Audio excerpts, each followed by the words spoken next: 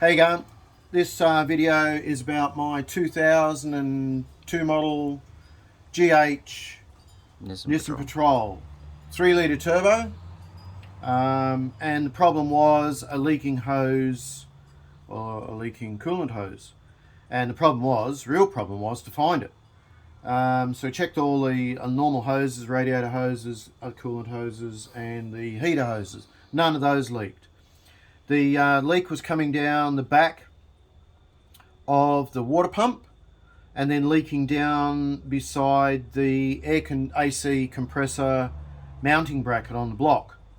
So it made it look like it was leaking down, out of that area. I thought maybe the water pump at one stage of the game, but it turned out to be a hose, heater hose, which hooks into the back of the water pump. There's a little impeller there, obviously, that pumps it out of there. And to get to it, we had to take the alternator off. That's not such a problem, but to get to that, you've got to take the air intake for the turbo off. The canister, take the canister out, jiggle that from this end here first, undo the connections in the middle, get that in half, pull it out. You can see pictures. We're posting pictures of the engine itself. It's just the inlet, these feed for these inlet hoses here. It comes around here and goes into this air canister. You pull those apart first, then you can get in behind and on top of the alternator, undo the bolts there, and then the alternator comes out reasonably easy. You're going to have to get all the nuts out to get the hose off, or get the belt off, because that was a bit difficult the way we did it. But then you also have to undo the heater hose, which mounts into the head. Once you do that, you'll find that the gasket in behind shits itself because it's constantly heated up, and you'll probably find that little hose connection down there, which we've got knocking around somewhere. We'll post a picture of that as well. Is quite swollen and is just oozing coolant. So apparently it's quite a common occurrence for these cars. They all do it at some stage of the game, but it's the time that it takes to pull everything apart to get to that one little 50 or 60 mil long piece of flame rubber hose, which essentially is just a heater hose. We've got that here. Where is that? There's this lovely little piece here. Yeah, that's the offending hose there, and there's the heater hose. Standard. 19 mil. Unless you want to buy a molded part, which is more expensive, probably $20. So you're looking at a very cheap fix, but time consuming to get to that. So the other issue we found was the gasket for the water pipe. Now that attaches to the block. You got very little chance of getting that off without destroying the gasket, and it's only a thin paper gasket, but it comes in a set, and it's a part of the turbo, that obviously section there, turbo inlet, that one there. It comes a set of that, and there's two others which are braided, and they're form fit. Once you put them on, you can't reuse them. So the other two, I know one of them is for this connection down here for the heater hose. There's another two in there as well, which are for associated parts. But all we're interested in is this gasket. Comes as a part of a set, and it's 120 bucks. 145. 145. Okay, there you go. 145 bucks. Where you can spend $40 on your own and make your own gasket. Yeah, so we've bought a piece of gasket paper, and we're going to pull all this out of the way, clean it up, and I'm going to make a gasket to go in there.